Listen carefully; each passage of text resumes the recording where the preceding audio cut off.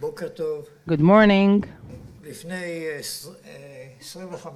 25 years ago, 2 months after we set up political diplomatic relationships, I left as the Director General of the Ministry of Economy to China with people from the Ministry of Industry and Commerce at the time to negotiate on the economic relations between us and China.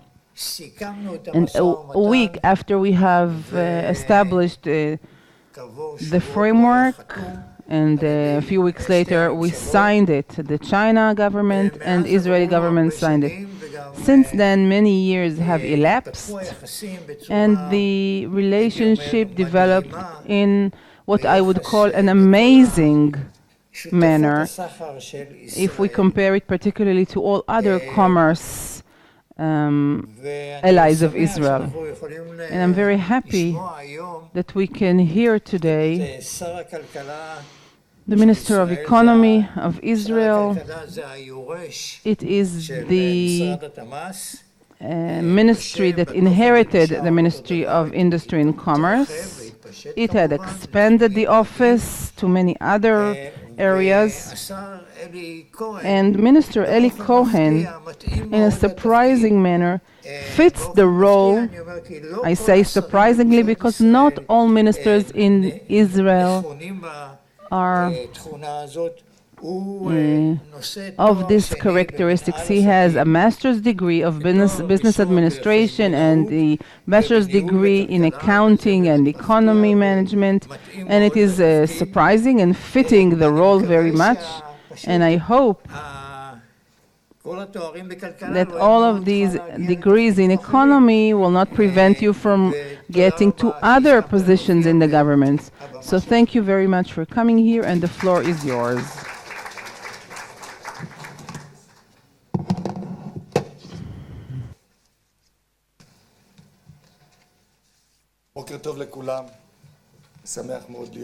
Good morning. I'm very happy to be here with you this morning. Oded, thank you for the warm remarks, for the nice introduction.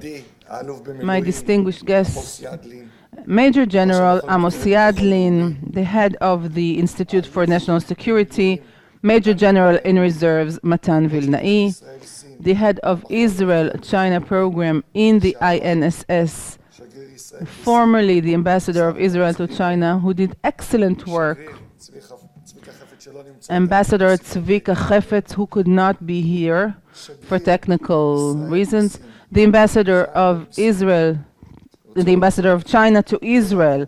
I would like to thank you for all your important work that you are doing here regarding the strategic relationship that are so important between China and the State of Israel. Once again, I want to thank you, sir. I would like to open the annual conference of the INSS that has become a tradition. It is the 3rd year that this conference is occurring, and it is marking 25 years of relationship between China and Israel. Before I talk about that, I'd like to open with one sentence that I always like to start with in almost any conference that I participate in, and this is: strong economy is a strong country. Strong economy, strong country. All strong countries of the world are the strongest economies of the world. First and foremost, you are an economy superpower, then you are a security superpower, and then you are a political superpower. You cannot be a security superpower if you don't have your economy superpower. You can influence politically basis, but everything starts with the economy. If you think for yourselves, who are the strong countries of the world? They are the strong economies of the world. It is clear that the two strongest superpowers of the world, that is, China and United States, are the strongest economies of the world. And here in the State of Israel, we see it, we understand it, and Israel, despite being relatively small, 8.5 million people, as far as the GDP, we are number 21 of the world. And in the goals that we put in my office, we're going to become the number 15 in the world. We are growing bigger and bigger. The world in the last 15 years changed from end to end. Until 15 years, the large corporations of the world were Shell, British Petroleum, ExxonMobil, all the oil and energy companies. They were the leaders, they were the big companies, but it had changed. This is already part of the past. Nowadays, the world belongs to the companies that are technologically based. These are the dominant corporations: Google, Facebook, Amazon, EMC, and others. Mobileye, that's the Israeli company which Intel purchased, and I think it was a great deal. They are changing the face of the world. And in the new world, the state of Israel is a key player in a world of innovation, of technological development, where the traditional industry also needs to update itself. The state of Israel is important there. One of the main indices that we look into is the ratio per capita, product per capita that is. And I think that this index of per capita goes to show how China and Israel complement each other. Of course, we are no competition.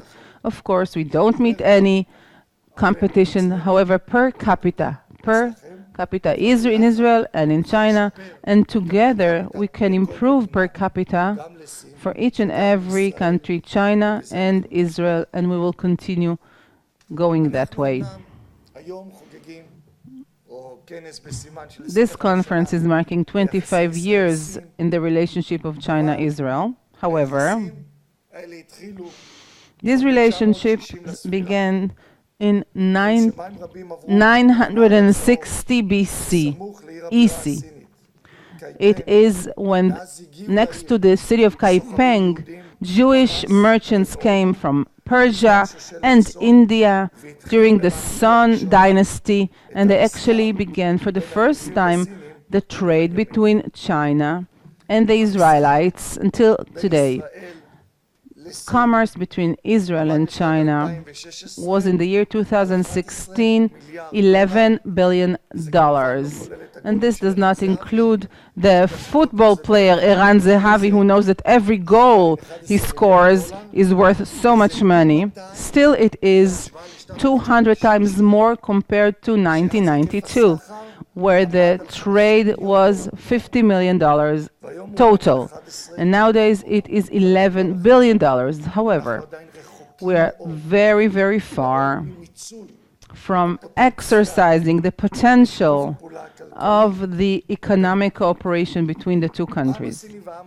The Chinese people and the Jewish people have a very old, ancient actually tradition, and this is the reason that it will explain the closeness and the mutual recognition and appreciation between the two people and the trade which is flourishing between the two countries. However, if we let go for a little bit the romanticism and the importance, we do see a great need in mutual assistance between the two countries, which ultimately will bring both China as well as Israel to new heights. Israeli technology is groundbreaking. The state of Israel is undoubtedly with its innovation, and Israel is now all over the world. Usually when I speak at an international conference, I would start with, "Welcome to the nation of innovation."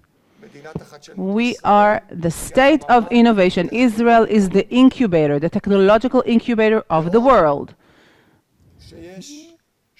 While we do have neighbors eastward of the state of Israel who are belittling human life, who are harming human life here, we are working for the benefit of the quality of life and life expectancy. A large portion of the prolonged life expectancy worldwide is due to Israeli scientists. We're a leader in medical device in the world.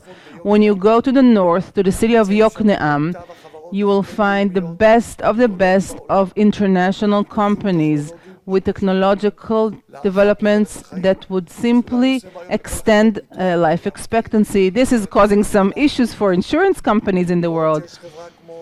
We have a company like Mobileye.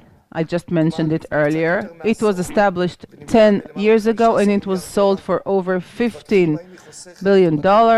They're arguing whether it's going to save in road accidents between 10% or 70%, even if it's only saving 10% of world car accidents. Can you understand how this is affecting the quality of life, life expectancy, people who are harmed? And this is our motto. When I was at a press conference, they asked Professor Amnon Shashua, and there was also the Prime Minister there, and there were the two Mobileye developers. And the journalist asked Professor Amnon Shashua of Mobileye, so now you're a billionaire, Amnon. He answered, I was a multi-millionaire before that, but my task is to change the world. And this is what we see regarding the state of Israel. We want to change the world. We want to make the world better, higher quality, more advanced, more innovative. And this is why this combination between Israel and China is the winning combination. The Chinese market that opened for Israeli investors is giving a plethora of opportunities. We started with infrastructure, and there is a lot of cooperation going to innovation, high-tech investments, and technology. Despite the fact that the scope of trade increased dramatically, it is only the beginning. We are at the tip of the iceberg of this economic cooperation. China and Israel do not speak the same language. However, there is a Chinese proverb that says, if somebody understands you, even if they're at the end of the world, he is like your neighbor. And we are neighbors, neighbors of the same road, of a very important commerce cooperation and economic cooperation. Last March, I was part of a delegation headed by the Prime Minister. We met with the Prime Minister of China, the Minister of Economy, and you, Mr. Ambassador, contributed a lot to this important visit. And we definitely start seeing the buds and the beginning results of this very visit. We see Israeli companies who arrive at China. We see Chinese delegation coming here. And so the $11 billion of trade, we have to multiply it, we have to triple it for the benefit of both our economies. Today, we view China as a strategic destination. Israel is holding the highest number of economic attaches. In one city, we have two. We don't see it anywhere except for Beijing, two economic attaches, and this goes to show how important it is. Alongside the G2G meetings, we had very important, fruitful meetings there. We are going to incorporate the business to business, B2B. We're going to extend it because this is where the outcome is going to come from. This is where the fruits will come from. We had very successful meetings with business people over there in China, and I definitely would like to use this opportunity. And also in the last meetings I had with some people from the government, we, Mr. Ambassador, need to promote the free trade agreement. Every work that is done regarding economy would show that this is vital for the benefit of the two countries, and so that we can all enjoy from it.